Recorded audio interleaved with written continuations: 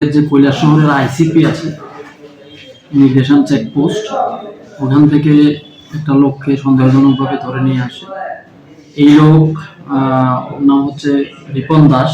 Ripon Das actually কালকে বাংলাদেশ থেকে passport মারফতেই ফিরছিলেন। ফেরার পথে ওনার যে লাগেজ বা বিলঙ্গিংস আছে এসব চেক করতে গিয়ে আরো এক্সট্রা একটা পাসপোর্ট সঙ্গে পাওয়া গেছে, যেটা বাংলাদেশের পাসপোর্ট বলে দেখা যায়। তখন এক ব্যক্তির নামে দুইটা পাসপোর্ট পাওয়াতে ওনাদের সন্দেহ হয়।